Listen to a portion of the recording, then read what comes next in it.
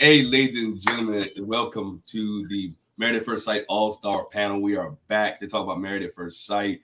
It is great to be back. I'm back here with some of my favorite people, some family. We have August Love Story. What's up, Tommy and Artieka? How are you guys doing? We all also have the Vivacious, as I mentioned before, Talisa Ray. What's up, Talisa? How you doing? Come on, vivacious. You know I love the adjectives you be giving me. Come on now. It is good to have you guys in the chat. I know you've been missing us. We've been missing you guys as well. We want to talk about Married at First Sight. I'm glad the honeymoons are over. This is where all that other fluffy stuff is. We did nothing really to talk about. We did reviews. Everybody did reviews. But we just here to talk about Married at First Sight and the craziness that is going on with this Denver season. It is a lot going on. We just glad to be here. Glad that you be here. I'll let you hear. Hey, leave your comments in the chat box. Go ahead and just type. And let's have a great conversation. Let's talk about it. Hey, but before we get started, man, Tommy Artieka, what you guys been up to, man? Man, we've just been living life, man. Over here raising Michaela Phelps. Oh, okay. I get it. Lily's in swim class, so that's been dominating most of our spare time. Go Lily, go Lily. You should just say, I want to kick and I want to swim. Yeah. So yeah, we've been cooling though, man. And I'm back from having laryngitis. Yeah. Still have a sinus infection. Went to the doctor, got some drugs for it. On the mend. And that's about it. quad is growing, so everybody's eating. Man, Talisa, what's going on with you in your world, Talisa? Not nothing. Okay, I'm nothing. Ain't nothing happening over here but self-love. That's all I got. That's all I got. That's all I need right now. Oh, and I'm a full-on basketball mom. Like, if you follow me anywhere, you know that all the time I be trying not to inundate y'all with me driving to practice, going to games, driving to practice, going to games. That's really my whole life. So there's all that. That's it though. What about y'all? What y'all got going on? I get it. We got it. I just finished being a football mom and football coach. Now I'm wrestling mom and wrestling coach. So yeah. And back and forth with our daughter in college who comes home and paying tuition. Paying tuition. And your life got one getting ready to graduate, dealing with school stuff and trying to get him straight. Trying to get him straight and for school, that's college. That's the football and the wrestling. Yeah, and then got a 10-year-old who thinks he's 25. So busy. Been busy. But y'all ain't here come to talk about us. Let's talk about Married at First Sight. Yeah. With I ain't gonna say 5 couples. These 4 couples. Oh my gosh. We started out with 5 couples. Let's get here. Let's start here because we haven't done a review. So I'll give you your thoughts on Michael being left at the altar. I want to hear your thoughts about Michael being left at the altar. We haven't talked about that. So since we're here, we're going to try to backtrack a little bit and bring you guys up to date with our thoughts on Married at First Sight. So August Love Story, Michael being left at the altar. What's your thoughts? Go ahead. Oh, okay. I wish they would I'm glad now they stopped showing him, but that's just sad, man. It's like it was a waste of time for that girl to come up there and do that. And I don't know, man. They probably should have just kind of left it out. I wonder did she get fined? I would have, because we paid all these people and brought all these things. You owe us some money. Yeah, because I'm pretty sure they filmed her like telling her people and everything like that. So, but yeah, I'm glad they ain't talking about him now. But they were talking about something about bringing somebody else in for him. Did y'all hear that? Somebody named Chloe, I think. Yeah, they did. I heard they're gonna bring somebody else in for him. Sharon said she can't believe this is the first time it happened. I can't believe it took 17 seasons for this to happen. I'm surprised nobody saw the groom or the bride and was like, nah, it's a no for me. Yeah. That's what I'm thinking she did. It was like, she saw him and then was like, I'm good on him. That's probably what happened. Lily is really like Lily is talking. She's decided that she's gonna talk in this mic regardless of anything. It's all right. It's all right, man. It's all family here. And Talisa, your thoughts on Michael being left at the altar in The Runaway Bride? I was really sorry, y'all. I was really excited about seeing Michael because he was all quirky and everything. I was trying to see where that would go, his style. Like, And honestly, when they said somebody was going to be left at the altar, when I saw him, I thought it's going to be him or Orion. I probably would have preferred to be Orion. However, seeing that it was him, and it just kind of he was all in, and he was the oldest. What was he, like 38, almost 40? Like, so my heart really went out to him. But I'm with Tommy. They could have just let that go. They could have just decided, you know what, we're not going to even film this. We're going to just give a little bit. But I guess they had to pay the man for his time. Pay the man for his time. And like Artieka said, I think both of them said it, but they said it took 17 seasons for it to happen, because I'm sure somebody saw their spouse and said, what am I doing? Why am I here? What is going on? And for them to say that somebody is coming in mid-season, like they need to hurry up and bring them like now so they can get married. Are they gonna go on a honeymoon? They're gonna miss all that. Like, I need y'all to hurry up, because I need y'all to hurry up. Like, get with it quickly, please. Thank you. I think now that you mentioned that, if it's true that they're bringing somebody in for him at the point we are now, it makes sense. It makes sense, and we'll get into that. But it makes sense because numbers are dwindling. Numbers are dwindling. So I felt like, I'm surprised it hasn't happened before. Like, wow. At the altar, that's unbelievable. And the fact that he never even spoke to her, he got a letter from her. Like, dag, sis, that's wow. Hey. Wow. But he took it in stride. You know, he's tearful and everything, but I think other than that, he took it in stride. I'd have been hot. I mean, of course they reshot. You would have Hurricane K'd it. Nah, kicked the table over and stuff. Of course they reshot the scene, but I mean, he's looking at her family member. This is what I'd have put. He's looking at her family. He looking at their people on her side, and then she come to the house and she can't do this. She could have called me to the back. Mm-hmm. She's like, "Can I speak to somebody, please?" Didn't have to do it at the altar, right? To me, that was the messed up part. It was actually at the altar. I think, again, do I blame her for having cold feet? Look, if Karen would have did it, Karen would have did it as well. Remember Karen and Miles? Karen was in that bathroom sick. She was like, I guess she ain't had a loot stashed somewhere where she can pay the fine. Whoever this girl is, I think her parents had enough money, or somebody had some money where she like, you know what, bump y'all. I ain't finished yet. I'm gonna pay off whatever I need to pay off. But I agree with Tommy. I think the cameraman, the production, the editing that it took to edit all her stuff out, it was a lot. So because she did the bachelorette party. Think about it. She did the bachelorette party. They paid for her wedding dress. So she did the dress fit. They did the dress fitting. They probably already purchased the rings, right? They did all that for her. You owe me something. Somebody's gonna be writing a check. And then I'm all like, why wouldn't y'all show her? Like, she signed up for it. Y'all should have showed us her up and through when she left him at the altar. Like, I think that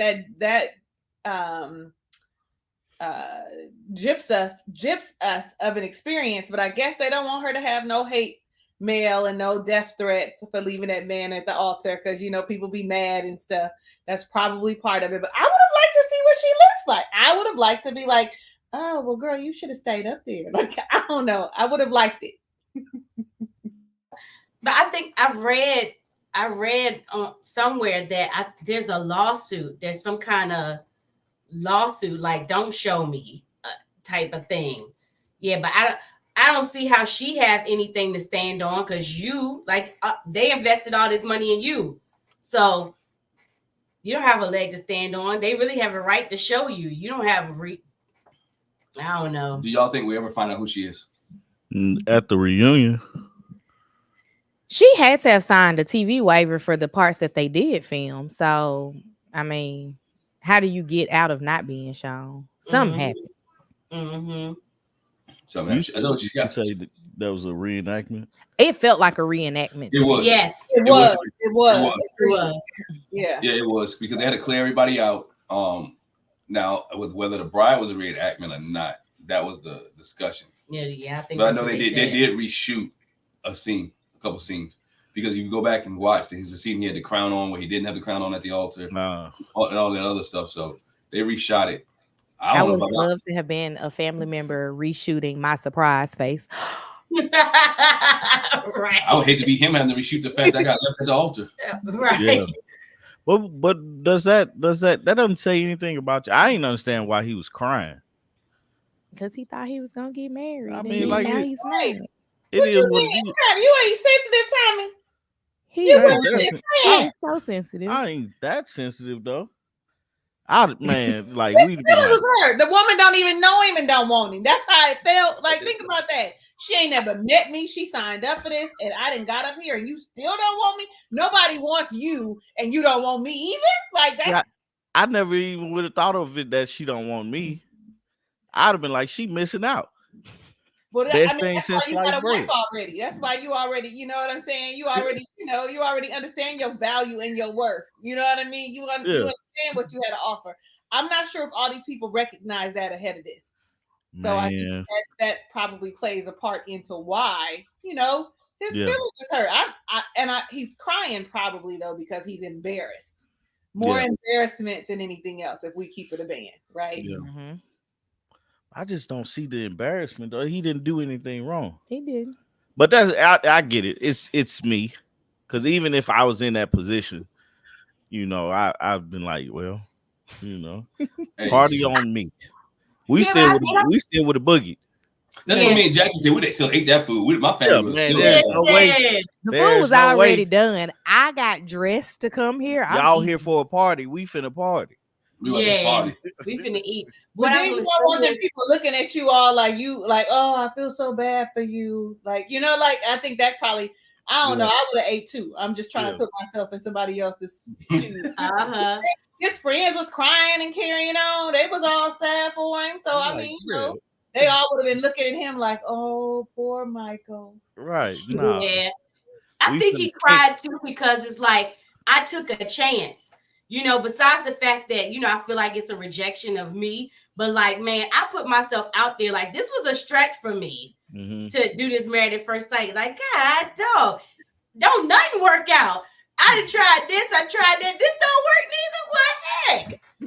What else I gotta do? I hope they pay for him some therapy.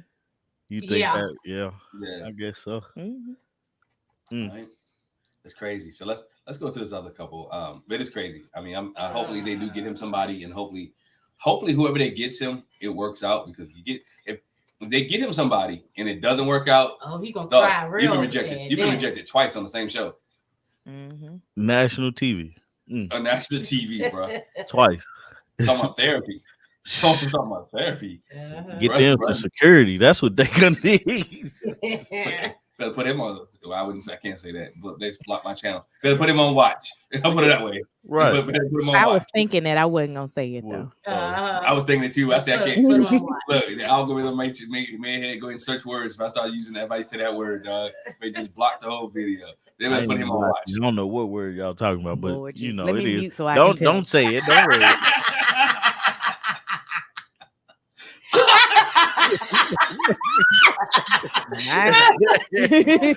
Okay. That baby be lost. I do. The reaction was priceless. Oh. Oh man, let's go to Cameron and Claire. Oh man, let's start with Talisa. Your thoughts on Cameron and Claire, and my man from New Zealand? Yes. Yeah. Cameron and Claire. So they are an odd couple to begin with. When I first saw them starting to interact, I thought, oh, they could work. Oh, this might work. They seem to, have some good banter going. They seem to get along. She was saying she was attracted to him then, and he was attracted to her. But then we got to the honeymoon, and things just felt real awkward for her. Like all of a sudden, she didn't like him. And I really think that it had a lot to do. It had not a lot, everything to do with him leaving her as they walked through the airport, him not carrying her bags as they went through the airport, not considering her is what I think it had to do with. But of course, it has also, again, a lot to do with culture. Maybe that ain't what they do in New Zealand. I don't know. But I just would think that, she's 4 foot something and he's 6 foot whatever. You would think that this your new wife, let me at least walk with her because I need to get to know her. And I think that had everything to do with it. And once they got over to to Cancun, baby, she just was finding everything wrong with him. Really, she always was like, he too pale, you can't dress. Like it felt like everything was wrong with Claire when it with Cameron when it came to Claire. She seems very like also let me not say very, but a little bit judgmental, like a little like I'm judging everything you do, everything about you and who you are. I'm trying to. I should have. Now I'm all like Tommy. I should have reviewed my notes. And I just was like, I think that Cameron is really putting his best foot forward, trying, but he's a little bit awkward or doesn't know American societal norms. Let me say that, especially like. So after the honeymoon, I'm all over the place. And so when y'all talk, I'm just know that I'm just agreeing with whatever y'all saying because I'm trying to remember. But I think about after and she had said something to they were talking about disagreements. And he said he doesn't like to say anything, that he just likes to let it fester until it blows, see how far it'll go before it's too late. I thought, now who does that? Now why would you want to push the envelope? And already Claire is a little bit of a firecracker. So I don't think she's going to let that go, because the one thing I like about Claire is that she is not letting anything pass. If she is not liking it, she is saying something to you immediately. She is not letting her want and need to be married negate the things that she wants for her life, right? At least that's how I'm kind of gauging it. I'm not sure how they're going to work in the end, but if they leave it up to Claire, she is going to make sure that they have all the discussions. She's going to make sure they have all the discussions. And is that a basement that he lives in? Why these people always in the basement? Like, that's why he had all them spiders. What is that basement? Because how much money can have in a bike shop in 2023, mate? I mean, we can't, like, they probably busy out there. In the snow? Artieka, Yeah. hey, look, Artieka, I agree with you. Living in Denver, it get cold in like August. He down there freezing.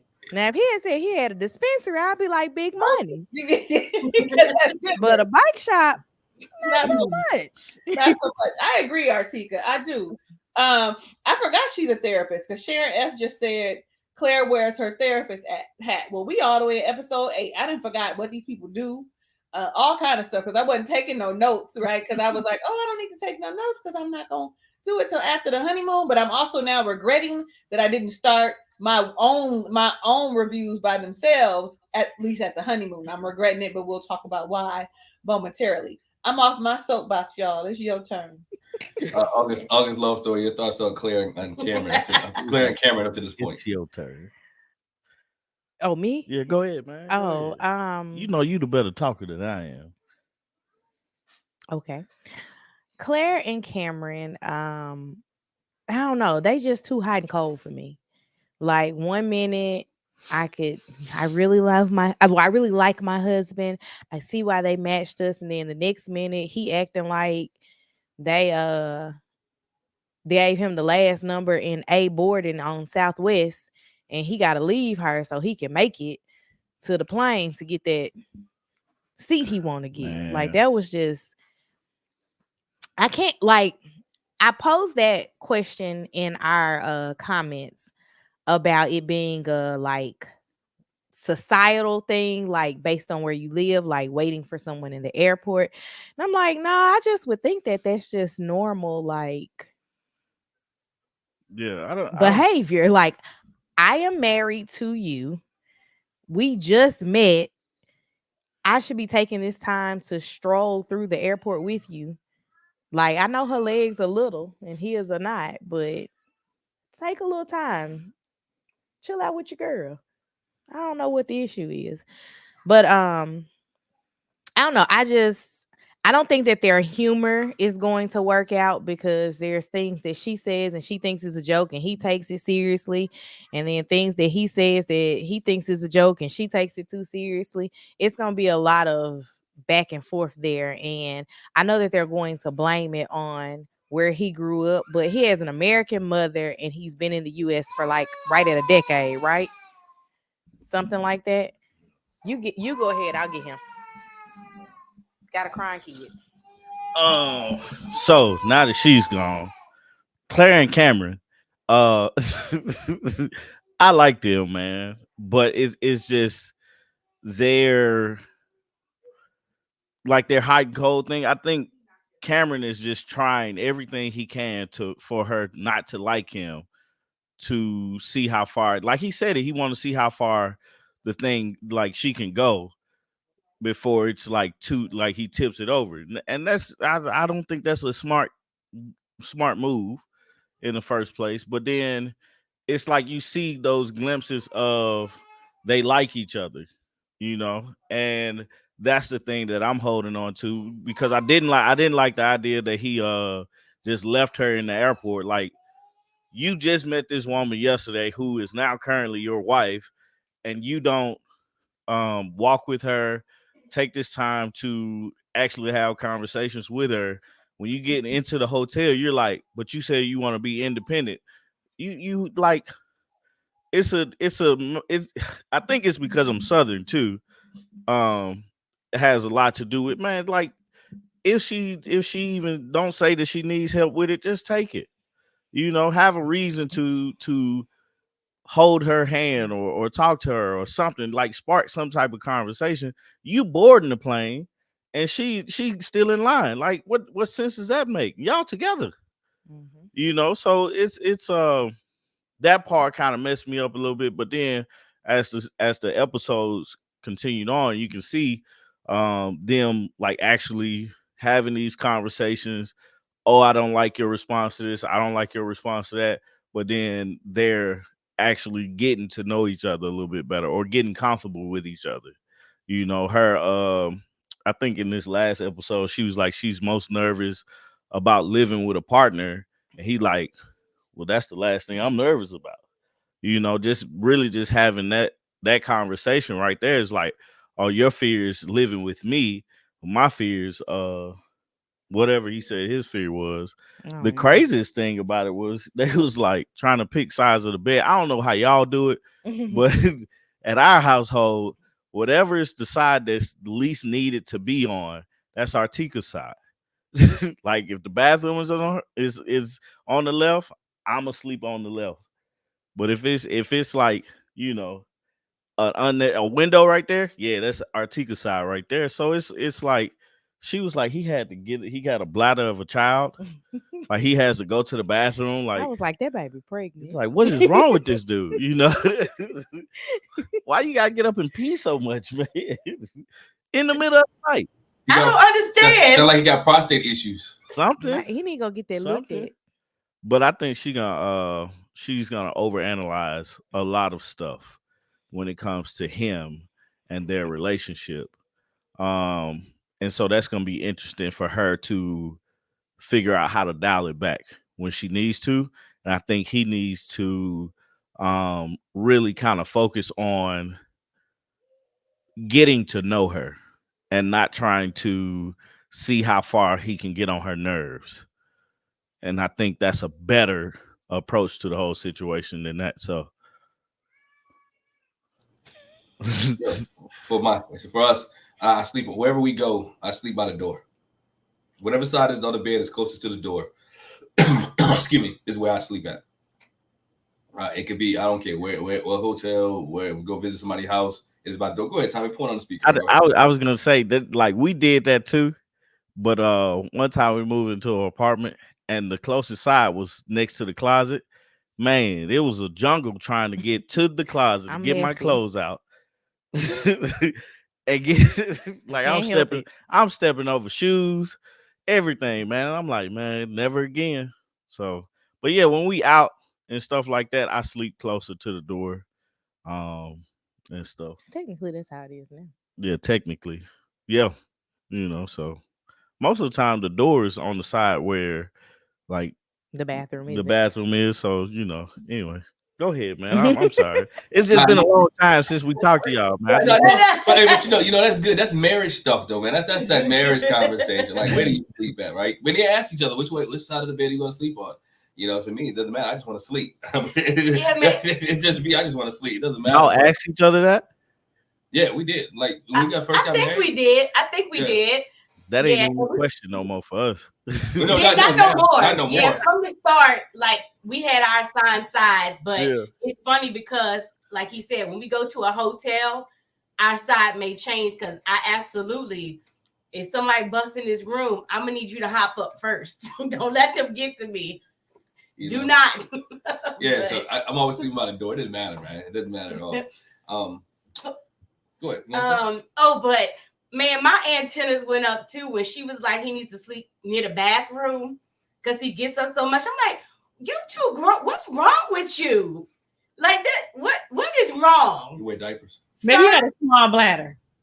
I mean, he probably do. I'm thinking he probably has frequent UTIs.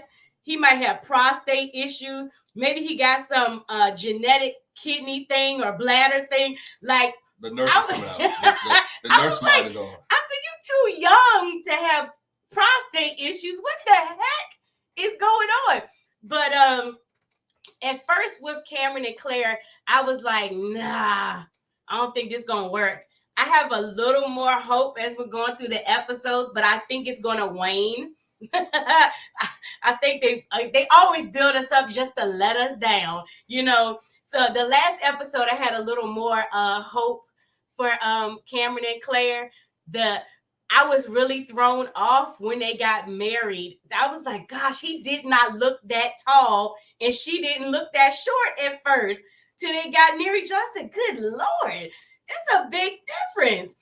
And even when they were on the honeymoon, when they were the girls were at the bar chatting or whatever, and I'm thinking Claire was sitting on a stool, but she was standing up, and all the other wives were like up here. I said, she's really little, but the only thing I think will be an issue with them is, he's like, I connect physically. He wants to do the physical, and she like, well, I need the emotional. And that's going to be a back and forth with them. He can't give it.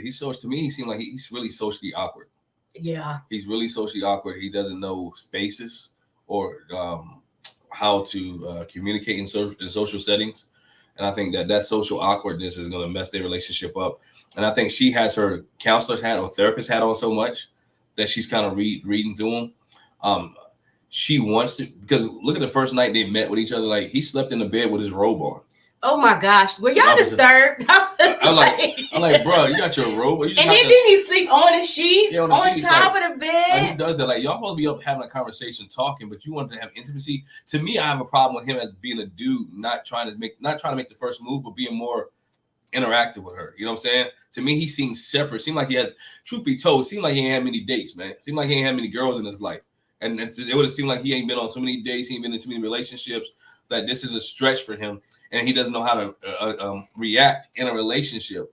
And so that's why it's awkward to him, because he doesn't know what to expect in a relationship. So he can't really give her what she needs, because he hasn't been in a relationship like this before. I'm glad you said it. That reminds me. So yeah, the night of the wedding, she was like, "Are you going to sleep?" He was like, "Yeah, as soon as you stop talking." I was like, most people, I mean, in their tiredness, that first night they're doing a lot of talking, and he was like, "Yeah, I'm going to sleep." Yeah. So I wonder, was it just that night? How much talking are they doing before bed? How much are they really getting to know each other? But you can see in this past episode, he's starting to get to know her. She's starting to really be caring. I think the ear infection situation he had, and all that, she's starting to show his care, and he's starting to be like, you know what? I'm starting to like her a little bit after he gets to know her. The thing is, he's just going to be, to me, his jokes, his comments, I don't think she gets, but she just laughs anyway. And so she has to be able to connect with him and find out. I think what he said, he doesn't believe in hard work. He believes in hard work. He think some things just don't happen. And he was like, everything has to be hard work for. We'll get on the religious thing anyway, because I think all these people are religiously not yoked. but that's a whole different conversation on this. And when we get to the end, Yeah, they're like polar opposites when it polar comes to opposites. that. But at least he was open to he Yeah. was like open to that. So But yeah, I have after the last episode, I have a little bit more hope for them, and hopefully Claire will get into like because he needs the physical. She'll try to hold because who saw them? Was it Dr. Pepper? Yeah, she'll try to hold his hand more and let him know, hey, you can touch me, you can hug me, whatever. but is that on her? I just think as a guy, I think I will reach at this point. I'd have reached for her hand, like I'd have put my hand on her thigh. Yeah, he don't want to get it smacked back. But like we said, but at least if I get a smack back, at least I know, right? If I at least I would know. I'm gonna try, and if I get rejected, at least I know how to go. I want to know how to flow. I was gonna say, I think the physical touch it has to be led by the woman, just because of the like if a woman don't want to be touched, man, don't touch her. You know what I'm saying? So it's. But I'm not grabbing Tommy. I'm not grabbing her butt, man. I'm just holding her hand. I actually, in this instance, first let me say I was waiting on one of you fellas to say something about that whole physical touch, and it looks like I'm gonna be agreeing with Tommy a lot because I'm with Tommy. Yeah, like I'm with Tommy. Like it has to. We have to give you the invitation. It has to be. It maybe not vocally. But at least our body language has to say it's okay to invite you into my space. Yeah. And Claire does not give that. Claire, when we talk about love languages, her love language is not physical touch. That's way down on the bottom. Mm-hmm. See, they have to keep reminding her. So not only did Dr. Pepper say something, but so did the girls. I can't remember when, but they also said, well, just touch him on his leg or on his arm. Or she has to constantly be reminded because that's not high on her love language. Yeah. That's the thing that it's like I would love to touch you, but can I? And it's an awkward ask, right? It is. It's like, can I touch you? Can I hold your hand? Can I touch you? But you should just be able to hold a hand. Like that's not. But majority of the time, like I like touch, but I don't want to just sit up and hold your hand. My hands sweat. And you got to think about Claire though, Artieka. Claire is not inviting. She does not give you the energy if you can just grab my hand. Me neither. Ma'am. Girl, you married, man. Right, I was like, listen, before I got married. But I'm just saying, girl, you try like Claire in this new fresh relationship of strangers does not give me the energy that says, and you know, she was like, remember I'm attracted to him. And then all of a sudden she was like, we have to figure out this attraction thing. I was like, what are you talking about? Like, so she, for me, is probably giving him no. Mm-hmm. Like everything about her is no. Don't even look at me too long. Like that's how I feel. Like, I don't know. No, that's true. Wait and see. That's true. Like, it's weird because it's like, man, they talk about they want to be physical. They like physically touch each other and stuff like that when it's one of those awkward things. You know, it's like, hey, this has to be a process that we go through. Some people are huggers. Mm-hmm. You know what I'm saying? Some people are just going to go in and be like, hey, bring it in. You know, but you can tell when people aren't. And you have to respect that. You know? And most of the time, those people get married to each other. Most of the time. Because I'm a very physical touch person. But she's not, you know.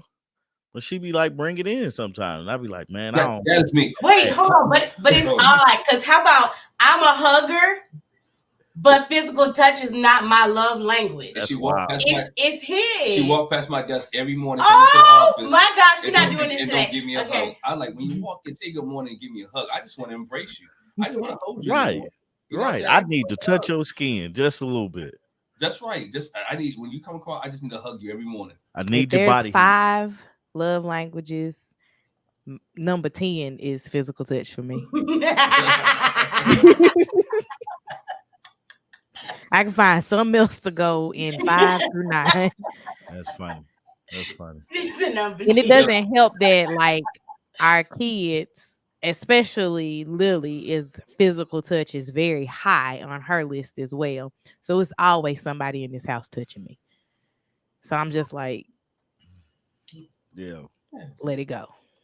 Come on, when I leave, I give her. But it's crazy. I don't not like it. I'm not. I don't not like it. My son is the physical touch Yeah. one. He always gonna fall on me and hug on me and lay his head on my And shoulder he always gonna kind of grab me up and try to wrestle. And all he's the such a physical time. touch, so All the time. So I don't have an aversion. I just be like, I just slept in a bed with you. I gotta get up and give you a hug. I just saw you. You act like I gotta greet you like I ain't seen you yet. You ain't see me on this side of the morning. Right. You ain't seen me at work. I don't have that problem, y'all. Y'all know I ain't got that problem. Ain't nobody in my house physical touch, okay? First off, it's just me all by myself. And then 2 boys, they don't want to be bothered. They barely, I'd be like, come on, they say we need 12 hugs each a day. I'd be trying to give a little hug. Don't nobody want none of that. Oh, no. Include me. I just be Can I trying move to in? Huh? Can I move in? Come on, let me clean my office out. Because over here, don't nobody want to be bothered. We barely want to talk to each other. And don't touch me. Like I'm working on it. I don't want I have them found to be my cold. tribe. I don't want them to be cold. Like my oldest son's girlfriend, I think her love language is physical touch, but he is just not. And so it just be sometimes she'd be like, I just be wanting him to hold my hand sometime. I'd be like, I told her one time, I said, I'm so sorry. That's me. If you want to sit down and watch a movie with him, you want to do something with quality time, he's going to be all in. I'm so sorry that I did that to him because I've never been physical touch. Like it's just, and when I have a partner that's physical touch, I have to be mindful that that's their love language. If I'm not mindful, they think I'm cold and distant and I don't like them. It's just that that's not my go-to. Right. Anyway, it's not about me. I'm sorry, y'all. I be feeling like that too. I can talk about myself now. That's one thing I could do. Who next? Let's go to one of my favorite couples, Becca and Austin. Becca and Austin. We start with August love story. Your thoughts on Becca and Austin? They good. They the All only right. couple that look like they got a shot at even making it past the second week. I think they're gonna have trouble when they really dig into the kids and religion conversation. When they really dig into that, I think that's where we're gonna see um a break, because I mean they picked a good couple with them. Like they're solid. They like I enjoy their energy.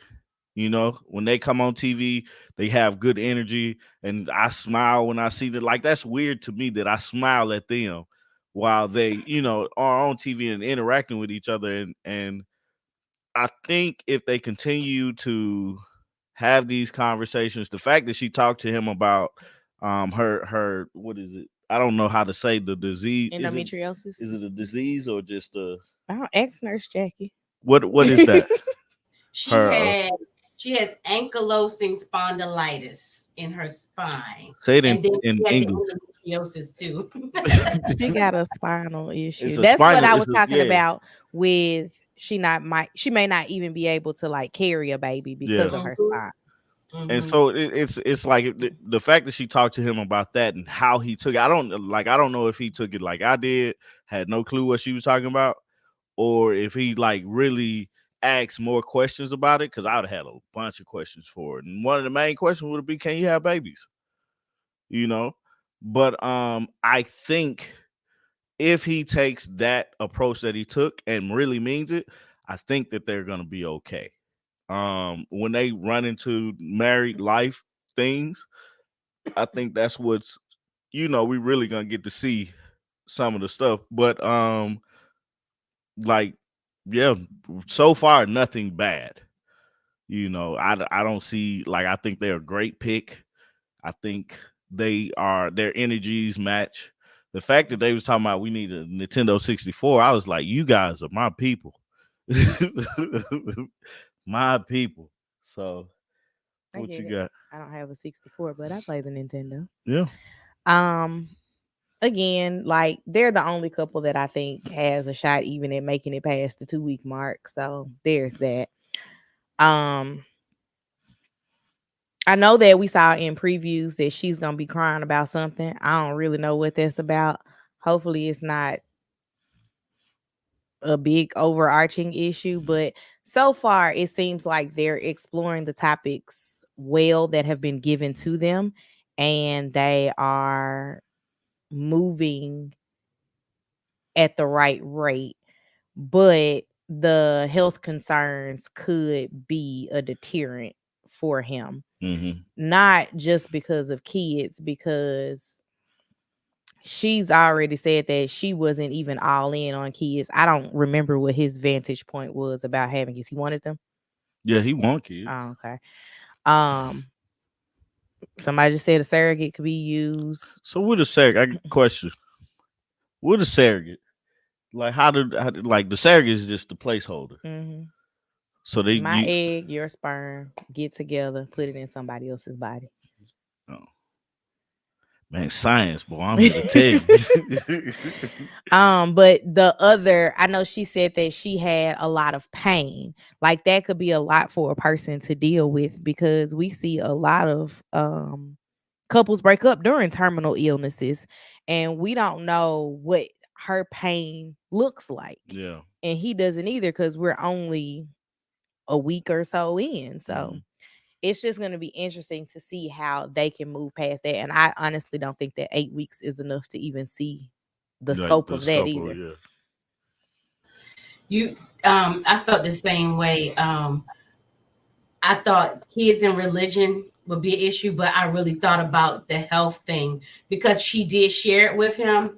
But as you get further into it, she doesn't look like, she did say when they went out that she wouldn't be able to do whatever activity because she was having an issue then, but we don't know if that was the extreme. It may get worse than that, you know. Well, it was from the surgery, because she had surgery a couple weeks, so she wasn't able to do that. Yeah, but she also was having an issue one of those days. I think she was having a pain issue one of those days. So yeah, we don't know what the extreme is. We obviously get from her that she's a smile through it kind of person. Her friend said that, you know, she had the surgery. She was there by herself, recovering by herself. So I like that he did say that when she told him about it, he Googled it. He tried to find out some information. So that was good on his part. But yeah, the in sickness and in health, it will tear up a lot of marriages. Yeah, but sickness and health definitely yeah. Which you know ahead of time, you know, I mean, he just meeting her, and I got to deal with the issue. You know what I'm saying? I mean, not deal with the issue, but I'm just meeting you, and you're putting this, I'm inheriting this. I don't have a chance to say yes or no while we dating, right? Right. I can say, nah, I don't want to do that. Right now, I'm in. To me, that would have been a big issue. I don't know if it's been a red flag. Some people can't handle that, right? Some people can't handle being a caregiver, being a caretaker, and for everybody, mentally, emotionally, physically, it just can't take it. Especially young in your marriage, because they both young, and especially if you want to have kids and all that stuff. Now, of course, you can do surrogate and all that. That's just a different conversation. But I like them. I think they do well. But I think the religious aspect, not even religious aspect, I think they're gonna have some disagreement on certain things, because she's really free spirited. And he's kind of like he's free spirited, but kind of laid back just a little bit. And I think she doesn't hold anything back.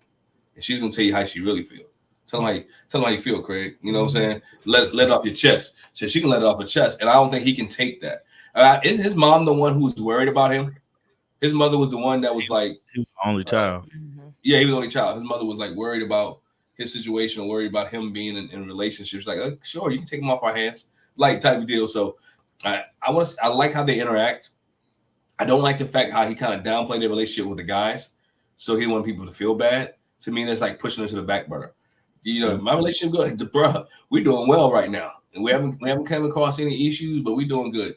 You know, and she's like, I know we're gonna come across something. I don't know what it is, but I think they communicate well enough that it should, whatever they come across, they should be able to handle it. You know, right now. Unless it's one of those sicknesses, she get a pain crisis where she's in the hospital for the next, week or two. I don't know how you're gonna deal with that, But then the apartment issue, because she can't go stay with him because he got a girlfriend. I mean, not girlfriend, he got a whole roommate who's a girl. Not girlfriend, sorry, whole roommate who's a girl. So they figure out the housing living situations. But I like them. They are the only I do hope. too. I think they are the only hope right now that we could see. But only time will tell. Time will tell. Talisa, your thoughts. I agree with you guys when it comes to, I think that they are matched well. I do enjoy their time that we see on TV. I think one of the benefits that they have is that they do talk through everything, except for we haven't really seen them have the hard-hitting conversations.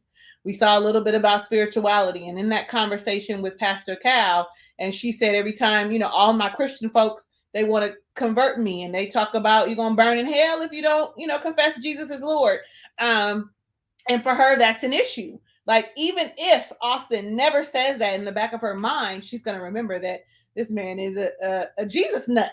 That's how she's going to see it, right? Because she's Jewish. On another thing that you guys were talking about was health. I would be one of those people. I mean, if we were talking about someone who's 47 and was on Married at First Sight, I would be putting down no one with a chronic illness.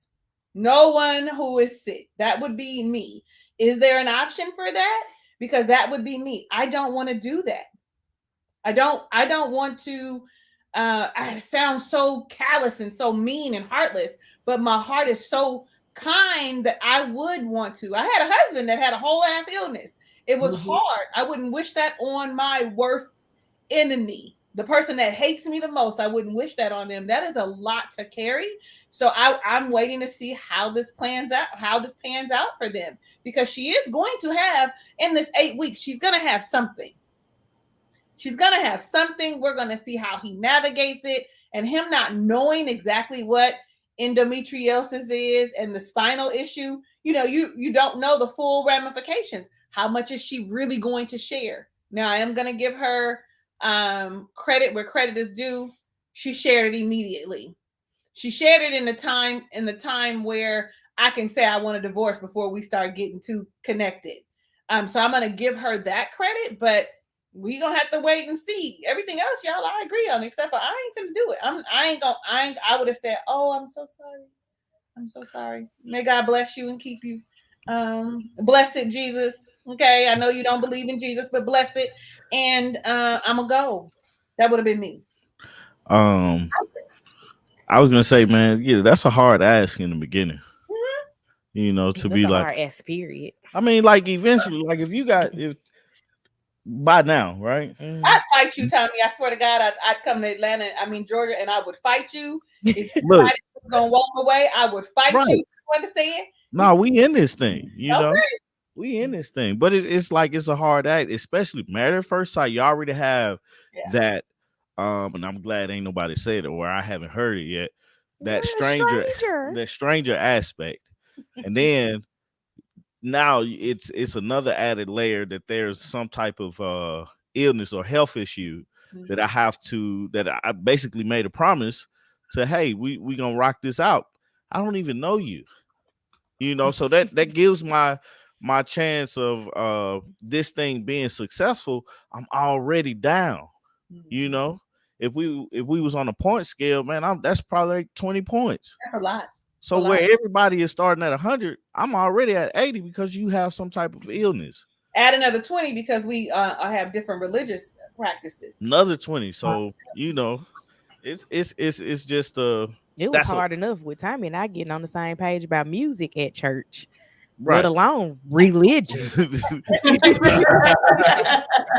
I went to a church. He was like, "We can't go here no more because I don't like the music." Was you a Hillsong type person? It was. But you know what, Tommy? That was a conversation that Glenn and I had, which he alluded to. It's like you start me at a deficit. I think it would have been nice to know that up front. Hey, we matched you with somebody that's got a chronic illness. Just letting you know.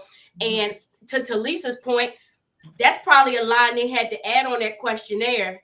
Because that's probably something they never even thought about before. Yeah. Are you opposed to, being married at first sight to someone who's coming in with a chronic illness, diabetes, whatever it is, kidney issues, spine issues. Are you opposed to that? Or like you said, is that what else do we need to know? I do not want someone with a chronic illness. And Tommy, the other thing I wanted to say is, when you say, and I don't want to get out on a tangent, but again, that's sickness and in health thing, people will be some of the most tightest people in marriages. When that health thing hit, you'd be surprised. You'd be like, dog, you left your wife when she had cancer? Yeah. Really? You know how many friends told me to leave him? Do you know how many people told me send him back to his mama? That is not your problem. You are technically, Talisa, still a newlywed. There were so many people that said, send that man back home. That's not your problem. Like, and that's just not how my makeup is. But having gone through that, I don't want it. Like, so, And like working in home care, I would go into people's homes and have to sign them up. And it's like, well, she's married, but her husband not around. So it's a family member filling out all this paperwork, making sure the bills get paid because the person has checked out of it because they just can't deal with it. And it's one thing, I think, when it's like your parent, because you've seen your parent through the years of being healthy. And of course, like we always say, that's your mama, that's your daddy. So you always are more likely to try to stick it out and make sure you're getting the help for this person because they're your parent. But your spouse, you be like, man, I don't know. And people were doing it a lot. Yeah, it's just for the way that he approached it and the way that he's like gun ho for everything. I kind of commend him for it. Just because he may be playing just a face card, he just may be going through the motions and stuff like that. But I mean, that's a really tough. That's a no for me. Yeah, like she has to be perfect on every other thing, for me to say yes. But her telling me that, and it's a possibility because I can't even say what it is. You know what I'm saying? And the fact, like, it's a lot. You asked me for a lot. Especially, but you're right though. I'm like him. I'm Googling. I'm looking it up. What does it? I'm looking at the life expectancy of you. Yeah, right. I'm thinking about what it costs me to put you on my insurance. Should I get a life insurance policy on you? Do you have life insurance already? Do you have life insurance already? Do you have health insurance already? I mean, when she told me this, my mind is already racing. Like, okay, what do I have to do? If we stay married, how is it going to change my lifestyle financially, or how is it going to change my lifestyle, our lifestyle together? And I love you. I'm learning to love you. I'm learning to respect you, but I know something is going to have to change, and I got to be prepared for this in that way. So I mean, a lot of questions. I think they can make it through it, but it has to, as Tommy said, it has to be love on every other level besides this. Yeah. Remember we did have that one couple. I don't remember how many seasons ago. She was diabetic. Yes, and he put her on the insurance. Really, waste the time. And they didn't make. No, they didn't make it. No, waste of time. Well, they made it on the show, and then they made it on the show. They got to the reunion, and it was broke up. Actually, she married and had somebody else. She has a baby. She just had a baby. I'm not adding nobody on my insurance. Don't start me lying about that. In that short time, I'm not doing it. Sorry. I'm like, Kiki Farmer, once these seasons are over, sorry to this man. Listen, I can't remember these people's names. It was Katie and Derek. Yeah, but I can help you get an individual policy. I I really can. I'm not putting you on my insurance for us to be broke up in about 3 to 6 months. No. Right. No. I don't know, man. But it's just it's a huge ask. But I think it's a credit to me. I took it like this. I think it's a credit to Austin that they learned so much about him and felt so good about him that they felt like he could handle it. So I'm praying it's not just a face card. He comes across to me like just a really good guy. He comes to me across like a really good guy. And I gotta put this up there because I think it's a good statement to make. Oops. You don't know any of this, married a stranger. That is, I guess that's the biggest thing there is to it. When you sign up for Married at First Sight, First shot. Did you mean that? No, this one. When you sign up for Married at First Sight, you're liable to get anything, right? You're liable to get anything. So you're rolling your. Not that though. Yeah, not that. It's like it's your shot in the dark, right? It's supposed to be your last hoorah. It's supposed to be your roll the dice type deal. And that's what you get. But they feel like they can match you up and it's gonna work out. So at this point, anyway, that's a whole other question. But overall, I like them. I like Becky. Yeah. Overall, Yeah. Overall, I like them. I'm rooting for everything to work out in their favor. Yeah. Yep. Yeah. So let's move on to this couple here, Emily and Brennan. Jack, you want to start with them? I think Jackie should start because she said, "Ugh." She did. I think that's why I said. She said, so that's why I said she That's started. how you really feel. Go ahead. He irritated me the last episode. Okay, so let me say this. I wish the first person that did it was it Zachy and Mindy. Yes, from DC. I wish the first person that made a decision not to move in didn't do no, you can't. No, you moving in. You moving in. Because here he come. Tell me, he done drained himself on the honeymoon, being around this person 24/7. I'm like, do you know what marriage is? You drain. Oh my gosh. And at first he made it sound like it's easier for me to work from my apartment. And then it went to, well, I'm gonna stay there for a few days. I was like, dang, I thought you was just gonna do that because I got my computer there and I work from home. And I was fine with that because he was like, where you gonna work? And she was like, I probably work here. And he was like, okay, so I'm gonna go back to my office and work from there because I got my little setup. I got my monitors and everything. And then he was like, and then we'll figure out in a few days if I want to move in. No. It is all kind of speculations for why. Does she have an odor? Was it because her hair was fake? Was it because she didn't take care of the hair? And when Pastor Cal was like, well, is it something that you physically don't like? Or I'm not doing this. I'm not doing this. No, tell me my eyes are too big. They too far apart. My nose is spread. Tell me my lips too thin. You gonna tell me, sir. Don't be having me out here by not telling me. You told me, I don't like it. The biggest thing is I don't like it. I think, and I liked them at first. I was like, and then it started falling apart. Do you not like to have fun? He looked at her like, who you think you talking to? I have fun. What do you mean? Have fun. She's not in the circle of trust. Oh yeah, that too. She's not in the you circle get close to the circle of trust. That's that movie with Ben Stiller. What is Meet the Parents? Yeah. Meet the Parents, Circle of Trust.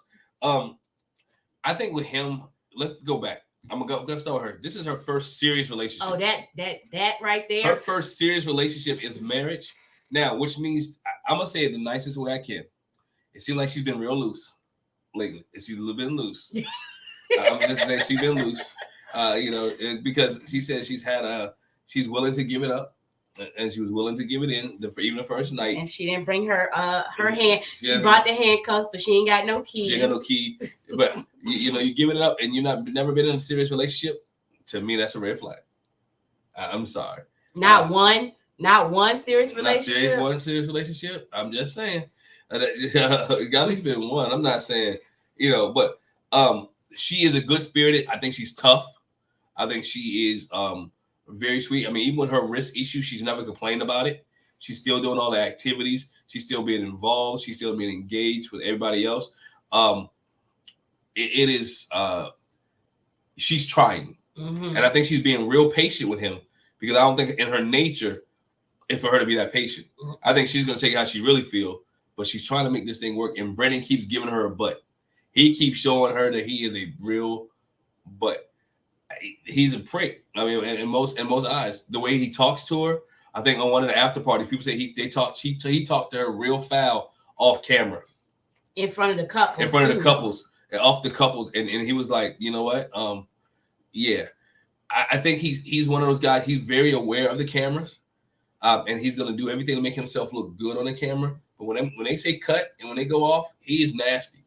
I think he doesn't want to share with her how he really thinks, because he's worried about, as we talked earlier, worried about what social media would say to him or do to him by putting her down. And he doesn't like that views. He hasn't been on any other after parties after the first one. So he is like totally checked out. My thing is, why sign up for the process? You know what the process is. Why not go through it? Be honest with the person. Deal with it. You know what?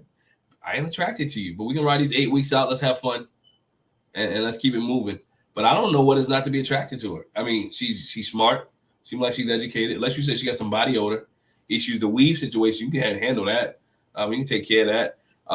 I think it's the fact that she challenges him is the issue. Mm-hmm.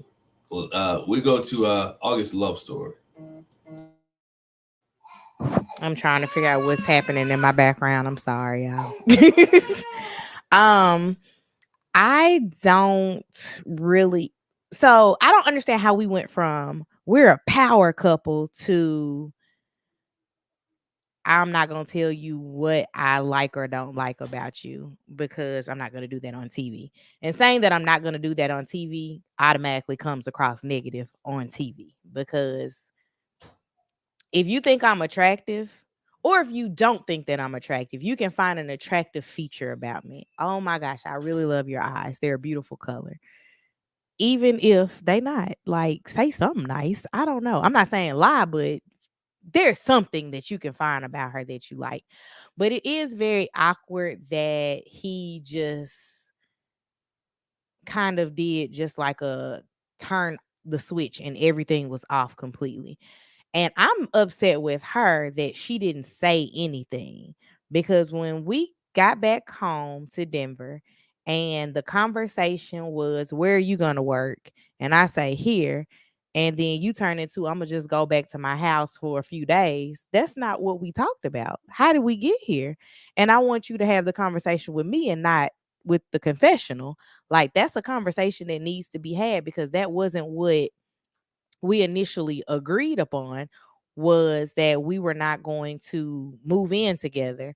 Like, the thought process is they give us this neutral apartment. So it's not my place, it's not your place. And then here you are not coming. I don't understand. Like, you got to explain that to me, and I need you to spell it out. Even if you're not going to do it on camera, I don't want to get on camera and not understand what's going on, because it really makes you look very manipulative and like a big jerk. And it just doesn't make sense. Do you want to say something? Okay. Tommy says, nah, he cool. I don't even know what you're talking about. We're on Emily and Brennan. Nah, he something's wrong with him, man. I don't know what y'all had said, but my boy, man, he just flipped the switch and was like, nah, I ain't with it. It's she took it to the chin, but it's like a bit unfair to her, because it's like, bro, just be truthful with her. Like, don't try to sugarcoat anything, because like overall you don't know her, right? You just met her a week ago, and you're playing the game of what I look like on TV. But what you don't realize is, and I don't know if anybody has touched on this, but what you don't realize is, because you're trying to play this game, you're making yourself look worse, because we see that you're trying to play the game. And I think now Married at First Sight is going to run into the issue of you're getting fans on here. So they already know, okay, this is how this show goes, and they be doing this, they be doing that. Let me give my representative, throughout this whole process, and then it leads to more failure. So in saying that, I don't think we're going to get another 5 seasons of this. It's going to be ended. Like, next 5 seasons probably be it, because I don't understand how this hasn't been established as a rule yet that you have to move in. Yeah, I don't get that. Him not wanting to move in because he's tired of her from dealing with her for 7 weeks. Well, brother, like, this is who you with. Mm-hmm. It's this is your person. Regardless of if you're tired of them, that's marriage, that's relationship. You choose to be in a relationship or in this thing with a person. Like, you gotta have to get used to being around this person and seeing this person when they're doing the things that they like aren't pretty. And that's another thing I forgot about mentioning. Both of them have parents who have been married a really long time. You didn't think that your mama and your daddy was living in the same house with each other? Like, This dude you grew literally, up there. he literally said, "I got tired." Bro, like just keep living. Man, don't have no kids. Keep living, because you're gonna get tired, man, you got to be challenged to actually keep going with what you're doing. So it's the whole aspect of I'm gonna work from home, I'm gonna be at home, and then I'm gonna decide if I'm a move in. I think that's dumb, and that's grounds for, do you want to be in this relationship? I think so. That's all I got. I mean, y'all pretty much hit the nail on the head with everything. Specifically, when I think about Emily, um, because she's so inexperienced with an actual relationship, trying to navigate what it looks like and finding her voice is going to be her biggest thing. Artieka is right. I was disappointed when she didn't say, "Hey, wait a minute. That's not what we agreed upon. Um, I thought we were going to. I would prefer if maybe we stay here together and you go home and work. That's okay. It feels like you're going to work. Give yourself that break." Like, I think that would have been the right way to navigate that. And then when they were sitting with Pastor Cal and she hit us with well, we decided, man, we didn't decide anything. Brennan decided and you just went along with it. I was glad that Pastor Cal was like, hey, say how you feel. Say what you mean. Say it with your chest, pretty much. Like, don't be afraid. That's what we're here for. You don't have to tiptoe around anything, because that is a recipe for a very horrible, disastrous relationship, specifically for her. She's going to be the one sad and disgusted. And then, her saying, well, I'm in it for the long haul. I'm in it. I want us to work. That's great. But the man did say, without saying, that he wasn't attracted to you for his myriad of reasons. For you saying you don't want to tell me, told me enough.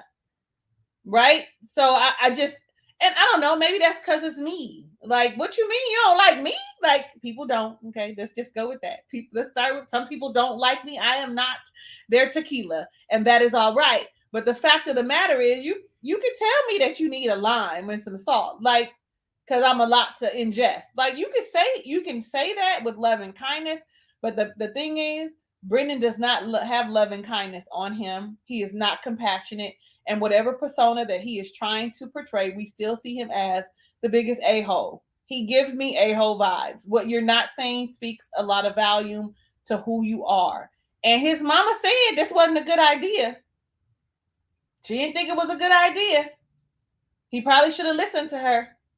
And I'm sure all the ex-girlfriends is looking like run for the hills to hear that he was like sarcastic with her and kind of like, what did they say on After Party? Like downing her, like low key, shaming her. Like the things that she was saying was, stupid. Like she didn't know anything. Like they were stupid. Stupid is a curse word in my house for me, so that's why it's hard for me to say it. It's worse than F-bombs.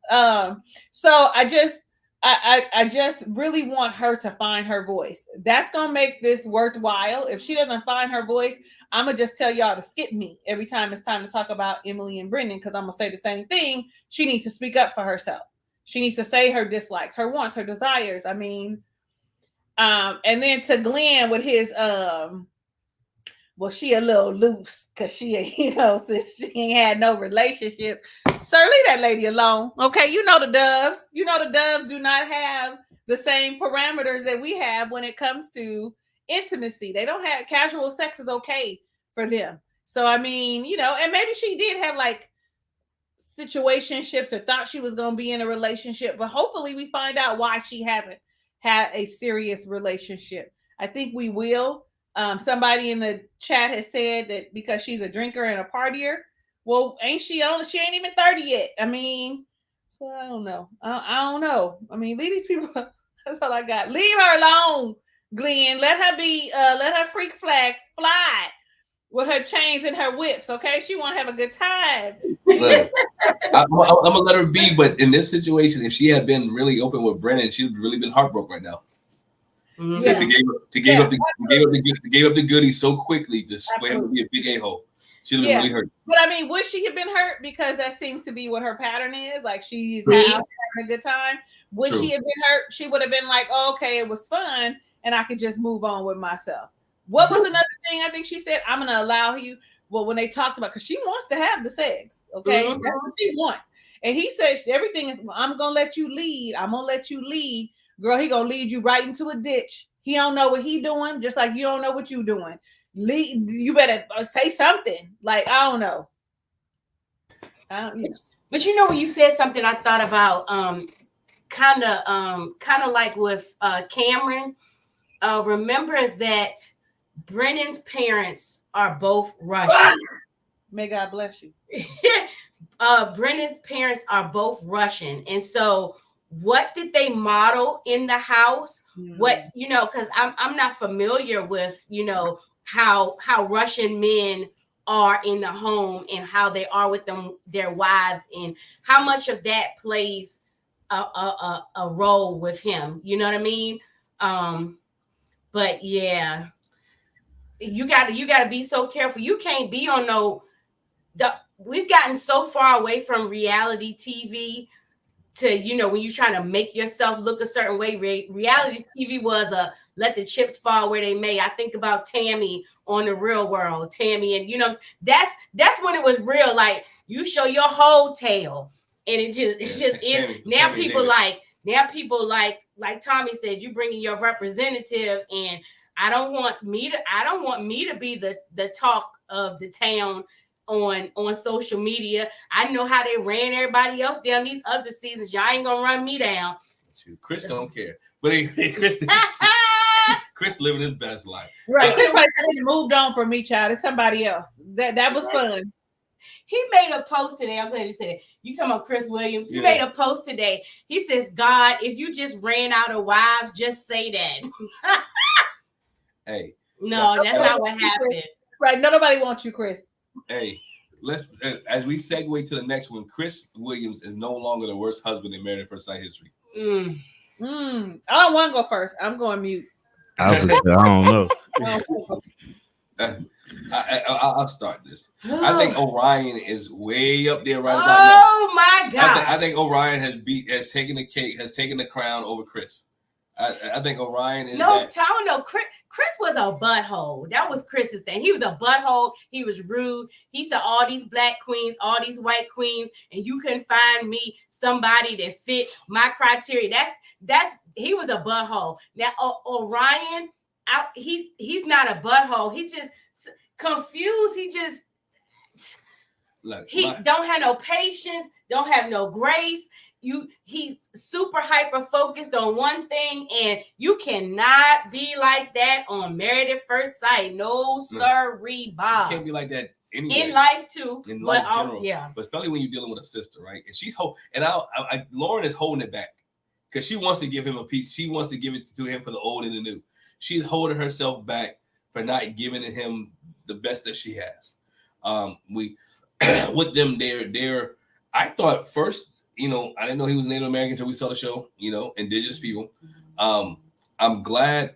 I wasn't mad at the interracial, I don't want to call it interracial relationship. I thought it could work, right? I think he has taken out of the context of what she said.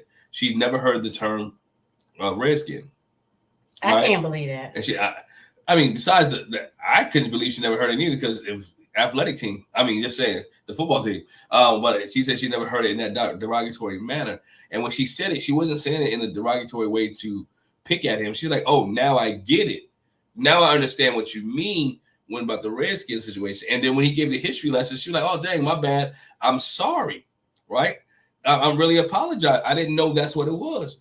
I never heard him say he apologized. Well, she hit him for when he had used the N-word. How can you hold me accountable for what I did before I met you, right? And I've never said redskin. Right. You hold me accountable before I even met you. Now I understand it. Now, if we in a heated argument and I call you that after you told me what it means and after you explain it to me, Now you have a right to be mad at me for him to go on that end about that, and then for him to what's the word, slut shame her. Mm-hmm. When he shamed her about saying, "Oh, you slept with somebody 2 months ago." I know my worth. I know my worth. I would never. I'm like, all right, sis. I said in my mind, like, all right, sis. Tell him what you really mean, sis. I'm like, he was like, all right, sis. I'm like, go ahead. You know your worth. I never heard a man say that before. I know my worth. I'm just saying. Tommy, maybe I'm wrong. I'm not just laying the pipe anywhere. I'm just not laying my stuff anywhere. Right? So I'm just saying, I just never heard that. So he, in his mind, he justified, if you want a certain standard, then give you a standard. But you can't be mad at her. Then you flip-flopping on what you said because you're like, that's not what you said. I'm holding you accountable. I asked you, and you said something different. So get your story right, bro. Don't try to feel me, make me feel. Hey, if you're going to say it, stand 10 toes down. Mm-hmm. Stand 10 toes down, right? He can't do that. He has been checked out since then. He's looking for somebody who's perfect. She's not perfect. He ain't either. He's not. He's not perfect at all. And then that conversation they had with Dr. Pia, he said on an after party, was 4 hours. First of all, 4 hours too long. Bruh knew his decision when he walked in the door. He wasn't going to change his mind. You wasn't going to change their mind. He wanted out. When he said, when he stopped coming to the apartment or text you, you knew what time it was. It was just one of those things. She's holding it together. Then he said, then on after party, he said, "Oh, it is. I'm trying to talk to her. Or I feel like I messed up." Duh. You think you messed up? Can I say this real quick? Where you said that about how she handled it, I felt like he still kind of called her angry black woman because he was like, when we have a conversation, she go from 0 to, and I was like, bro, that's not. She is far from 0 to 100. Unless I doubt we seeing that much. We're not seeing that much. I think you just know. Ain't no way, because she was very calm when the way she left out that apartment, the whole, she was apologetic. You notice I was pissed when she talked to him and she was like, I'm sorry. And I was like, sir, I'm gonna need you to speak up. You need to apologize too. And it was like she took it all herself, like we do. And I was like, no, he's in the wrong. And he gave a little halfway, apology or whatever, but he still is temper. As much as she tried to temper herself, he still tried to hint at that angry black woman thing. And I didn't appreciate that. The bonnet buddies are over. Oh yeah, that was funny though. I was like, oh, that's cute. They're bonnet buddies, but yeah, that's over. Yeah. So I'm done because I can really go on this dude. I could go on him because I just think it's really he was totally disrespectful from the get-go. Disrespectful for her having sex. If that's your thing, that's your preference for not having sex prior to the show. It's not like she said, you know what, I had sex 2 days before we got married, 2 weeks before we got married. She said 2 months. If you stopped having sex when the process started, fine. And that wasn't my thing. You know what I'm saying? I think that turned him off. The race thing, he was done, and he kept trying, and it just didn't work out. Let's go to August love story. I'm saying I'm gonna just say this, and then you can go. Right, he didn't have any offers. That's why he didn't have sex before everything started. There were no offers, and if nobody's offering, it's just you and yourself. So, but go ahead. All right, so where do we begin? So, in the beginning, I thought they were gonna work out, but I knew that the culture thing was gonna be a problem because everything's so focused on culture.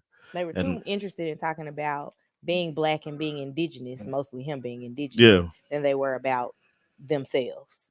Yeah, that was the big thing, right? So it's like you're focusing so much on trying to figure out how to respect each other in a matter of your culture, but not how to respect each other in a matter of this relationship and us as people, as two different individuals, right? So that runs into the issue when what was the Redskin thing? If she didn't laugh, I think he gets over it, right? We all know that everybody says the N-word. Just don't say it in my face. I don't have an issue I'm gonna with say if you. you go to a rap concert, They know line for line. that's what everybody's in there Everybody saying. knows line for line, and it's like I can't stop the world from saying it. I struggle with stop saying it so much. I say it a lot. I mean a lot. This is top 5 words to say is mine. So it's I just don't say it on here because I know some people, some people don't like it.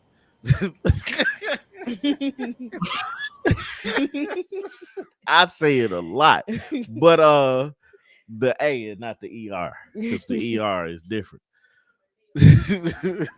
But it's I don't think you get past that because for him, I don't think she didn't call him a redskin, but I think referencing it and then looking at him and saying, "Oh, I see what you're talking about," that being a joke, And then that being wrong. and that being the wrong thing. Obviously, say, "Hey, this is a teaching moment." Right? So in this teaching moment, you get past it however you need to if you want to do this process. But then you're looking at the situation where Wait a minute. hold up, bro. You looking at the situation where he brings up he was looking for something. You're not getting that back. He was looking for something when she said she had sex 2 months because 2 months before y'all get married don't have nothing to do with you because you didn't find out till 2 weeks before. So, she's like, what do you want her to do? Because she signed up for it and the opportunity might have been right there. I'm laughing because he's yelling at Yeah. you. Right.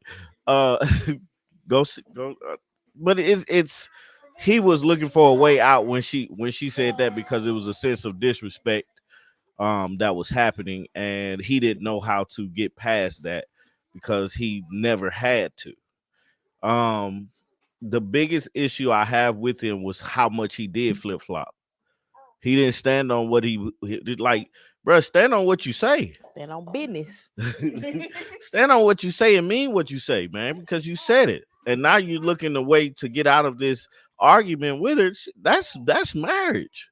I was bothered mostly by him being asked direct questions and him talking in circles. Say Yeah. what you gotta say. Like that, like if you don't want to be with me, Fantasia said, if you don't want me, then don't talk to me. Right. Go ahead and free yourself. He did.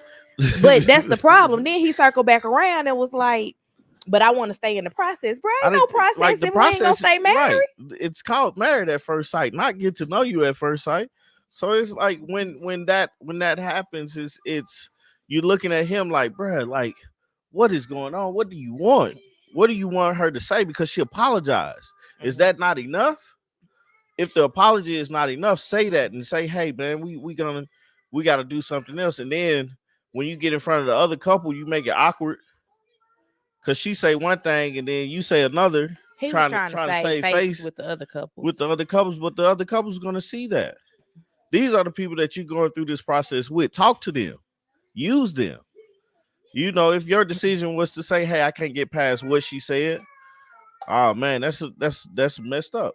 Then when they got to the apartment, tell Lily to be quiet. When they got to the apartment, they talking about they want to reset. What does that look like? And then talk to Dr. P and say, hey, I don't want to do this. Like that, brother, man, come on, man. That's a waste of everybody's time, man.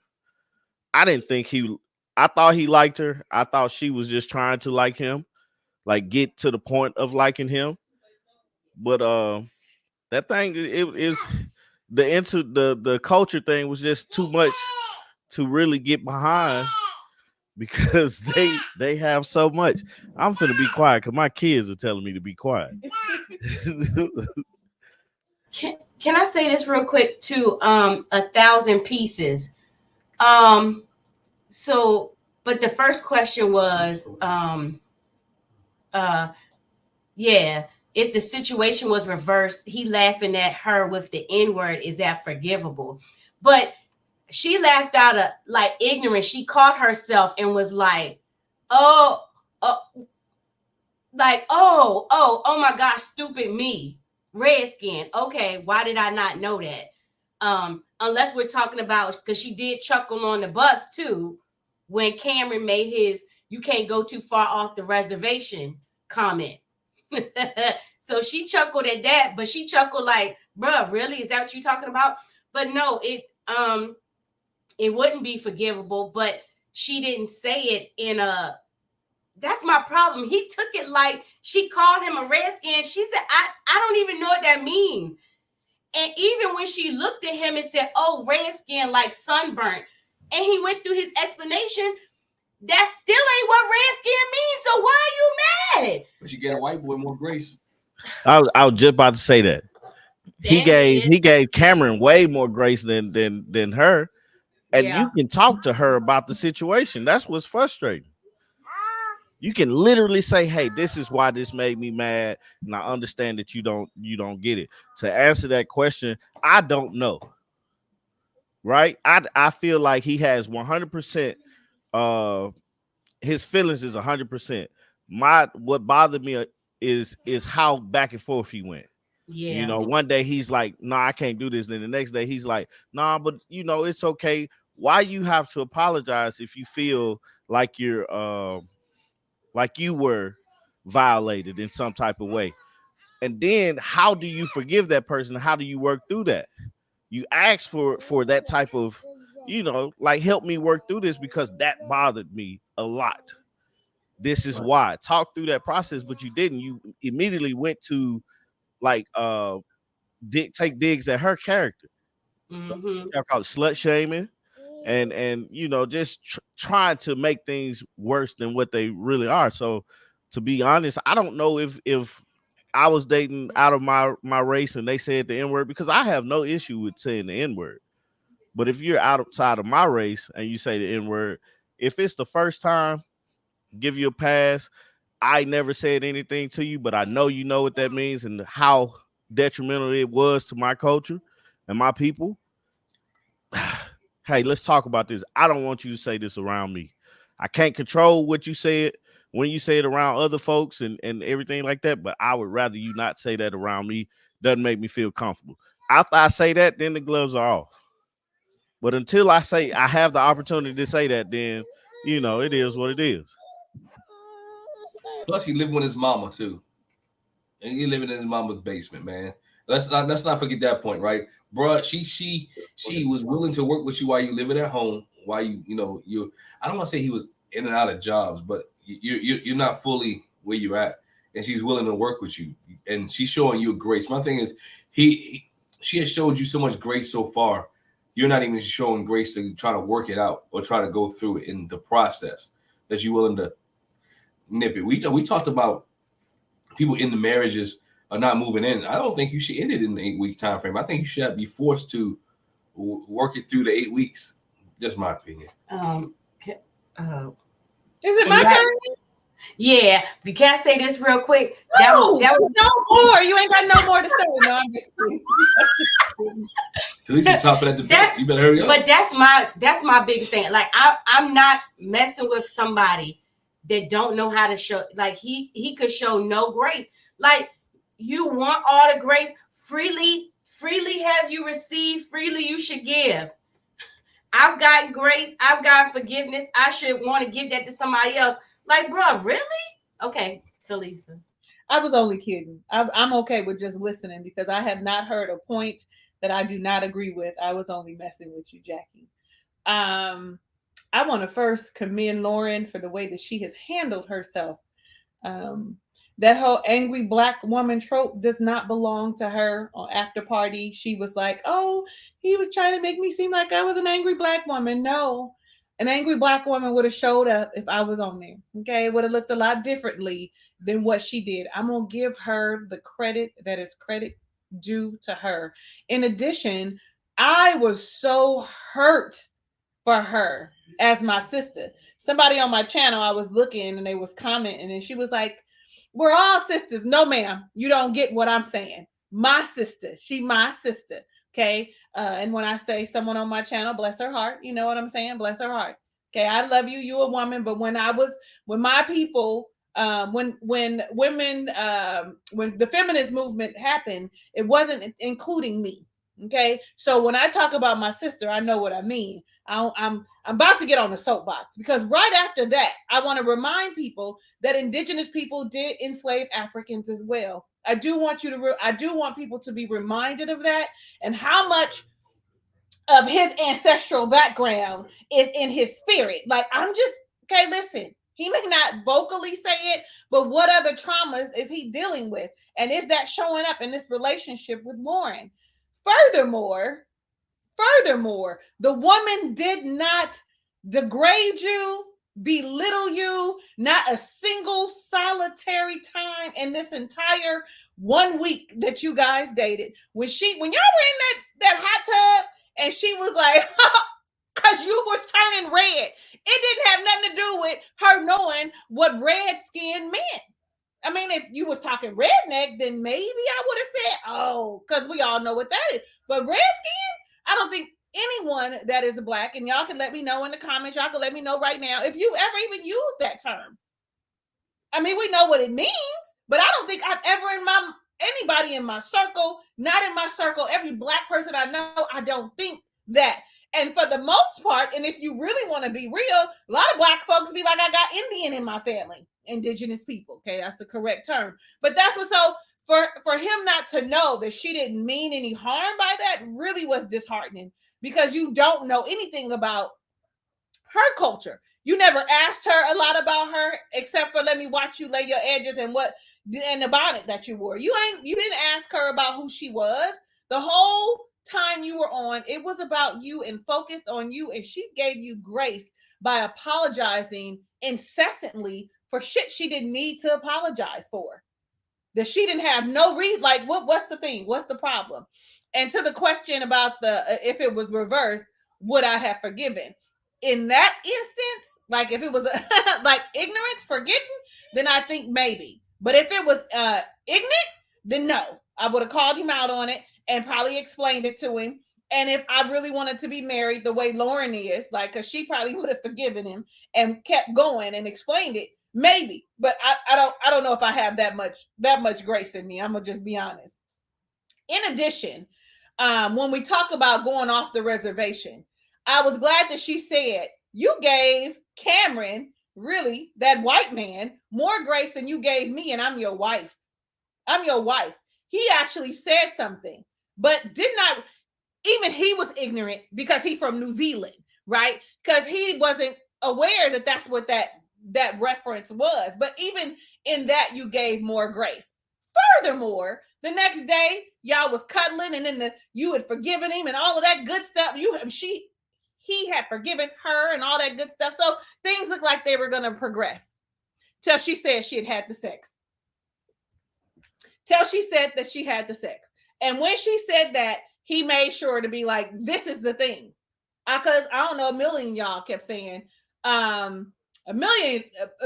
saying he didn't like her. He was looking for an opportunity, but he had forgiven her about the little joke in the bathtub, in the hot tub, because it wasn't malicious.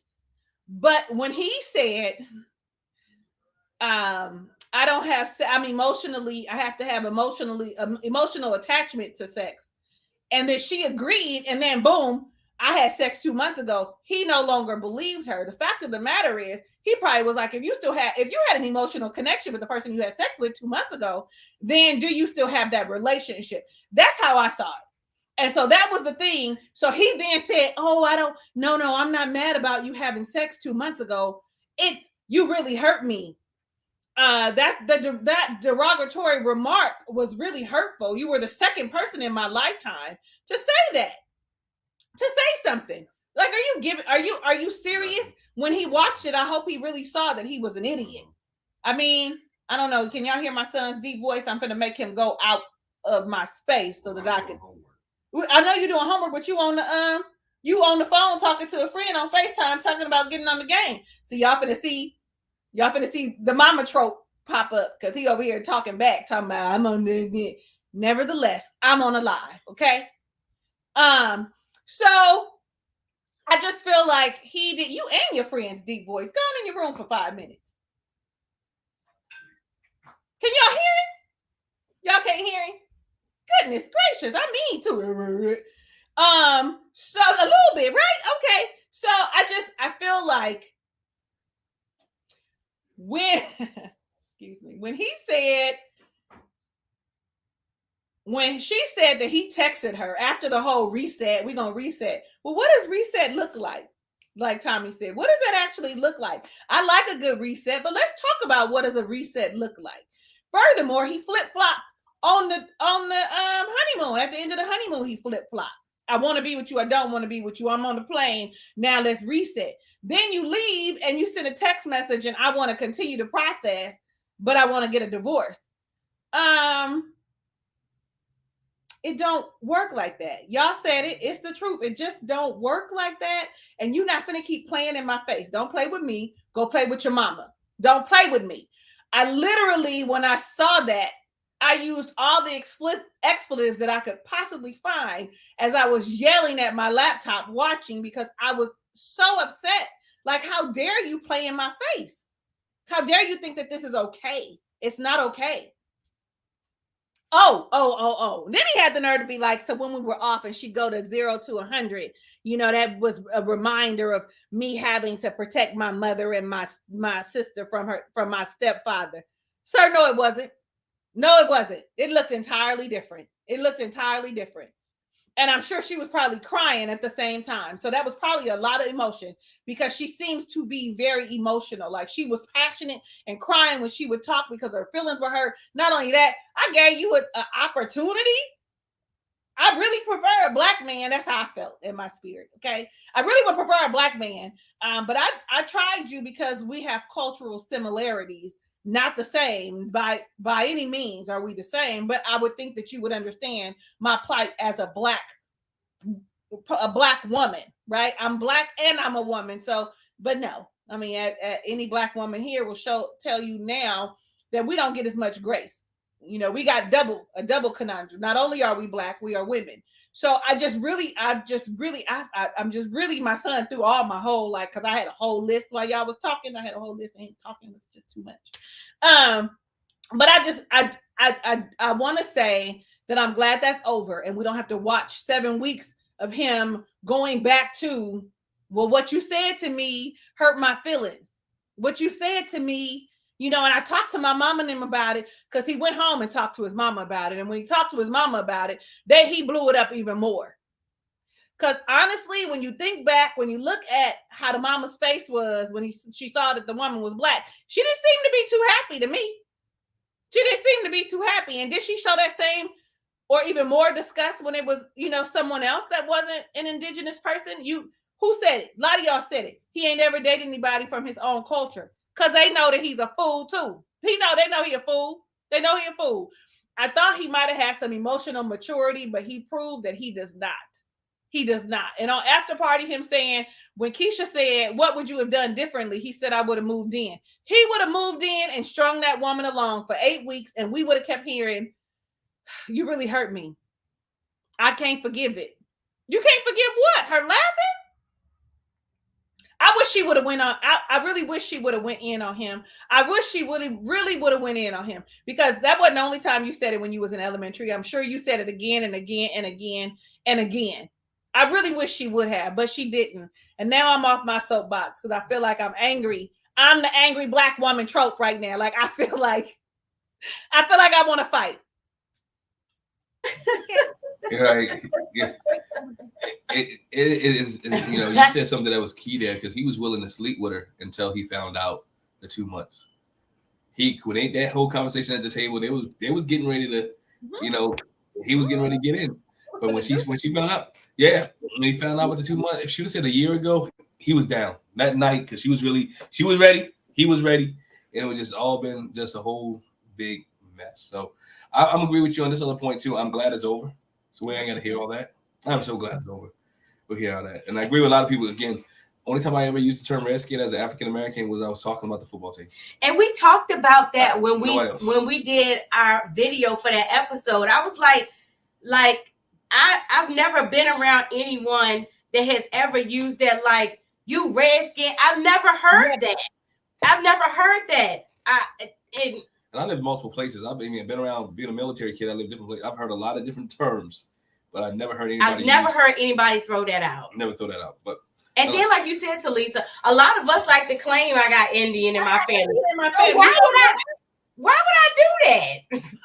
You don't know. You don't know that, sir. That means you. And then not only that, like I just feel like you didn't like they said, you didn't like her because you didn't really get to know her. I don't remember her sharing a single fact about herself.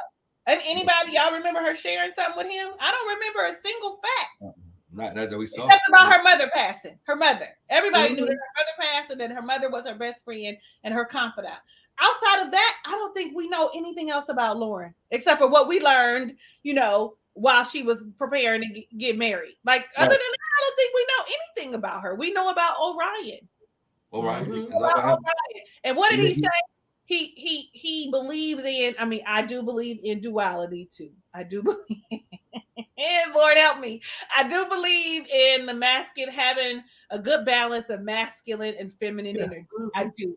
But he said that, he does. But I really think that he's leaning heavy on the feminine side, not the masculine side. And listen, there's nothing wrong with that, y'all. Don't get me wrong. But that's why he wasn't able to handle her because unfortunately, she's a strong woman. Mm-hmm. I know we're tired of being strong. That's why I said unfortunately, but she is. And so he doesn't really, although his mother, and it's a matriarchal society, it looks different when a Black woman is strong and can stand on her own 2 feet than it does anyone else. I'll fight anybody who decides they think differently because it looks different. We all can be strong, but as a Black woman being strong looks different. It can be intimidating for someone who is a little bit weak and shallow. So. But I say that somebody in the chat said that, and you made this point too. It does says a lot that Orion said, I have never dated in my race, in my culture. Well, why not, sir? Why not? They know you're a fool. But for you to be so proud of your culture, for you to be so, it's just some things I'm not going to bend on when it comes to my culture. But you haven't even dated a woman who's an indigenous person. He didn't date them, or they didn't want to date him. They didn't want to date him. Didn't nobody like him. The very first thing I said was the opportunity wasn't there. Yeah. That's all it was. Yeah. He had no opportunity. None. For you to live with a whole bunch of indigenous people and nobody likes you and nobody wants to get to know you. But he said, but part of that was remember that he's not fully an indigenous person. The mama dated outside the race. So and that's frowned upon, ain't it? Yeah, I think he mentioned. Yeah, I think he mentioned that. Kind of getting picked on because that was a thing. What? I still don't know what that means. What did you say? An apple? An apple. He's red on the outside, white on the inside because he's interracial. Because interracial, when you get something. When he catch it, you see it all in his eyes. Right. I had never heard of that. That's a new one for me. Yeah. Dog, man. Yeah. So that's I'm not negating his feelings, but I think your feelings. I'm not negating his feelings, but I think you should show grace and you should have some kind of process in how you guys can walk through it and handle both of y'all's culture and kind of blend that culture together. Because your culture is, because when you're married, you got to become one eventually. If y'all had children, your child would have both cultures. And now you can be proud of both cultures that you have. But he leaned more to the indigenous side than he did his Caucasian side. And I think he used that in this show as a way to just cut her off. No, it's just too daggone sensitive. Before we get out of here, I got one more point, and then we saw the theme of the show, right? And I've got you guys' opinion about this season of Married or this series, this up to this point. Do you think people of different religious backgrounds can make it work? Anyone get it? We all silent, huh? Okay. Yeah, I was like, it can, but then it's a strong possibility that it can't. It just depends on the I don't know, man. I had neighbors that were Christian and Muslim, and they're still married. I think that it has a lot to do with if you can respect the other person's Mm-hmm. belief system, and then you guys find commonality. Like I appreciated Dr. Pepper and Pastor Cal asking them what they had in common. Are your values the same? Like core to you, to who you are. And then with Pastor Cal saying, so what does your spiritual practice say? What does Christianity teach about? He said love. And then when he asked about the Jewish community, she said kindness and compassion, which is love essentially. So where is the commonality, not the differences? The differences are in the practice itself, not in the actual values, quote unquote. And so it really comes down to, can you respect me and my practice? And do we line up in our value system and integrity? How do you see the world? Do you respect people, the waiter and the janitor, that kind of stuff? Like, so I feel like it can work, but you have to want it to work with everything else. You have to want to make things work. Because the moment you don't want to, you now don't choose me and you go on about your life. You have to choose to be in that relationship when you wake up. So that's just me. Yeah, I think that, and it would depend on how rigid you are when it comes to your faith, because like Becca said about her Christian friends, trying to get her saved, but you'll also see Muslim men are like, a lot, you have to cover up, they're real strict about that stuff. So it depends on how strict and rigid and staunch you are in your religious beliefs and in your religion. Jewish people will see that too. You got to convert. You have to convert to Judaism. You have to be with me, So I think that depends, and that will determine if you can find the commonalities, because you might even see the commonalities, but you still like, you need to be Jewish, you need to be Catholic, you need to be Muslim, you need to be whatever. Yeah. I think that conversation needs to be had. In depth. Yeah. Because when you talk about me, now you're going to talk about children. How are we going to be raised? How are we going to deal with this? How are we going to express this way?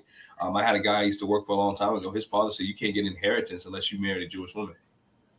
Now he had a Jewish wife, but he also had somebody else on the side. But that's a whole different story. Who was not Jewish? Okay, the person at all. She was not Jewish at all. She was not Jewish at all. It's like hot in the pants, like Emily. Yeah, he was not Jewish at all, and this is a true story. True story. He had a married Jewish, but he had somebody else on the side. But that was something his family needed him to do, and for him to inherit the family business money. And oh wait, none of them watching it. I've been gone from that company for years, but if you're watching, appreciate it. But it's been like that. So I think they can, but that conversation in depth, and I'm not even talking in depth, because we talking about sometimes funeral practices, right? We talk about health challenges, right? Some health situations. Mm-hmm. What are you going to do when it comes to religious aspect? People believe certain things in health challenges and health situations, and so it could be a deterrent. It could be a rip in your marriage or your relationship. So I think Marriage at First Sight should do a better job in trying to match people religiously, in my opinion. I'm not saying it can't work. I'm just saying that it's more of a struggle that you put into this experiment when you do stuff like that. When you do stuff like that. I wonder if they ask it as a question. Because they say they got all these questions that they have. Do they ask the question, how big are spiritual and religious beliefs important? I think that's one of the questions that they ask. So these people must be marking. These people be lying.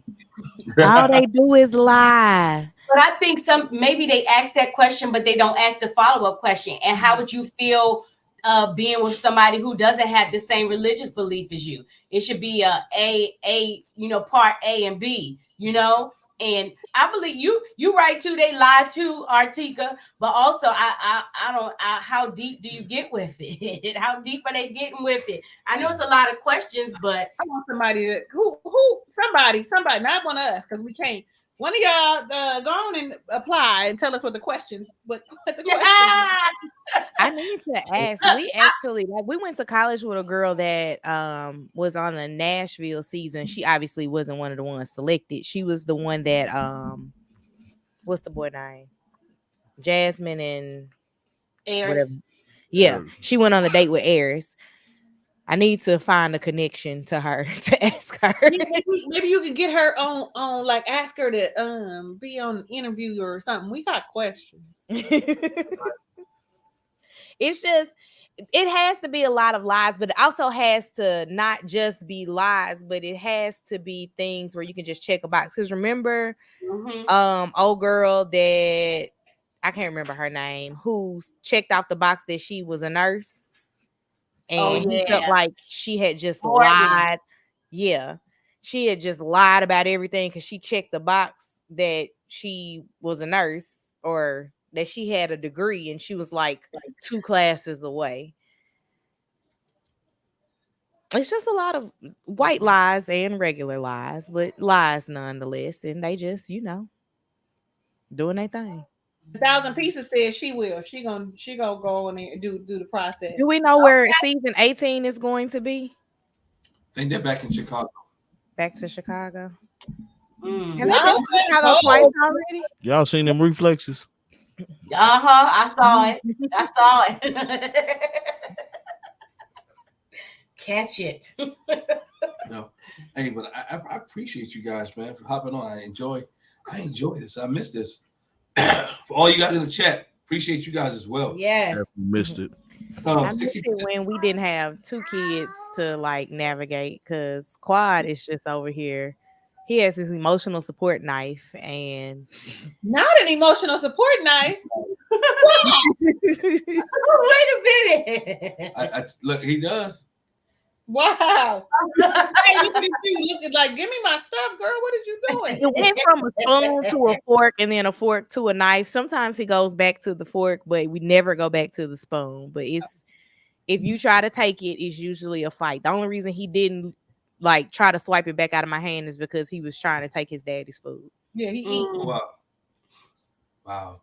That's what I'm talking about. I love Quad. To see them grow. And Yeah, see, y'all met him when he was itty bitty. Yes. when he belly. This Yeah. almost 30 pounds of baby right here. It's Yeah, one of man. the things you see him, and when he get older, and you say, "Oh, I knew you when you was in your mama's belly." You know? Right. But you'll at least have a picture of him, like with you. Oh, yes, he loved me. Okay, I'm so glad. Lord help us. Thank you, blessed Jesus. Hey, August love story. What y'all got to promote before we get out of here? Go ahead. No, go ahead. So what we got? We got Love Brew, formerly known as the Coffee Break. It's now called the Love Brew. Shout out to Chat GPT for renaming it. Right. And we download the audio into podcast so you can always listen to it, or you can find it on YouTube and watch it if you want to. We got a store now. Yeah. I bought me a T-shirt. Did you? Yeah. Thank you. Yay, We thank appreciate you. it. Go and buy you a t-shirt, support that. Or a sticker. Get you a Or sticker. sticker. Yeah, we got the stickers too. The stickers Tommy are don't pretty know cool. what he put in his store. I don't. I put some stickers in there, t-shirts.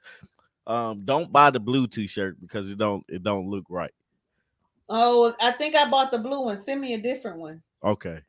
That's what he bought, and Yeah. he didn't like it. I mean, like, it's cool, but it is what it is. What else? We got Married at First Sight. Check us out. We usually do a premiere on Fridays. So check that out. And yeah, like, that's pretty much all we got right now. We got some other stuff in the workings, but stay tuned, man. I missed y'all, if y'all can't tell. Like, I really enjoy talking to you guys and everything, and the chaos with the kids and stuff like that. So, Boy, are they chaotic. whew, Lord Jesus. I gotta laugh because when you said chaos with the kids, you don't understand. We just had our son. He's out of the house, and he just sent a text with our daughter's name, mommy, daddy, somebody, pick us up. Then I guess he called on the phone because our little one came in here. Brother want to know, can you pick him up? I know he texted me. Lord have mercy. Can we do something? Right. He's getting his license soon as Christmas break. Even if he get his license, that don't mean I'm gonna let him drive for himself. Not yet. No. Yeah. But anyway, Talisa, what you got going on? When you think about chaos, y'all heard my chaos. He got a deep voice, just talking like I'm not like he not sitting. I know that there's no real separation between the dining room and the living room, but sir, you see me. You see me. I know you doing homework or whatever, but homework is silent. You over there talking to your friend about going to get on the game on a group chat. So I get silent. I mean, I get chaos. I got it. I did the same thing though. Yeah, he was over here texting his friends about what Look, they about to play when Look, we somebody get done. just hit me up, was like, we getting on the game. I was like, in a minute. I'm gonna have to get me a profile and start getting on the game because y'all, people. My brother is. When I call my brother, he always, "What you doing?" I'm on the game with the boys. Let me get on one of these games so I can get some friends to play with me. Artieka, you got a profile? Okay. Do I play? No, but I have a profile. We used to play. Why do you keep giving me diapers? It might be television. He trying to tell you something. He might be. I used to Come on, play. He had this one game where we would bowl against each other, but then he was a sore loser, so he took that game out. He didn't put that game on the new Xbox. Go with that. And now the games that he has are games I don't play, like 2K and Call of Duty. I don't play either one of those. Well, I'm just getting back in the swing of things. I'm up here, trying to be consistent. I'm doing Ready to Love, Make a Move, and now Married at First Sight. I'm about to start just putting up random content in a little bit. I'm just trying to get my feet wet again. Y'all know I be falling off. I'm trying to, make my goals match up with my values, and one of my values is to be consistent. And so that'll make it more of a reality for me. I don't do resolutions. So y'all just be on the lookout. Maybe in the next few weeks, I'll be talking about I got me a store because they actually made me feel like, let me get me some t-shirts up. Let me get me some stickers. Like, I was like, oh, I see y'all. Come on, motivate me. I also saw their membership. I said, no, wait a minute. I don't know. I know it's only X amount of dollars, but I'm not ready for that kind of commitment. Just kidding. But I will be joining y'all's membership. And while y'all listen to me and my shenanigans, make sure you are liking the videos wherever you are watching. Make sure you subscribe to all of us, okay? Starting with wherever you are, plus hitting that notification bell so you're notified of when this live comes up, which is now set for Sundays at 6 p.m. Eastern Standard Time. So we expect to see you and your friends in the chat. You coming in and making sure that people are engaged and watching their mouths. Because when they say something, y'all seen Jackie that last season, didn't y'all? She was ready to fight. Y'all remember, I ain't gonna never forget in my life. Man. Man. Jackie said, hold up. Wait a minute. I know you ain't talking about my husband. Wait, hold on. Wait a minute. That's my ride or die. Ride or die. But we appreciate you guys, man. You can check out me as I do Ready to Love, Make a Move. I said me because she says it. because I was inconsistent with it, and I like to take my notes, and so I wasn't doing it. I was just sitting there watching. So I didn't participate in that. So yeah, he's doing Ready to Love, Make a Move, but I have been watching it. We talk about it. Yeah. Of course, our Married at First Sight. We are trying to get back to our matrimony thoughts, and I had an idea too. I'm considering locking my hair, so I said if I do that, I might put that up too. So Artieka been locked for a year now. I have been. It looks great. You guys. December 1st was a year. Tommy's coming up on a year. Yeah. I don't know how I became a loctician. Well, you're doing a good job. You know. Go see Artieka when you're ready. Right. I been saying now I can't part worth nothing. My mama had to part my hair for me to get these started. She was in town randomly, and I was like, "Come on, girl." Conversations like I'm all here for it. Like, well, let me see what's happening. Yeah. Right. So we can do that. So just keep checking us out. Hit the subscribe button, bell notification on everybody's channel, as Talisa said, and we'll see you guys next week. Thanks for rocking with us, and we enjoyed, and continue watching Married at First Sight, and enjoy the rest of your evening. Bye, y'all. Bye. Bye, y'all. Bye.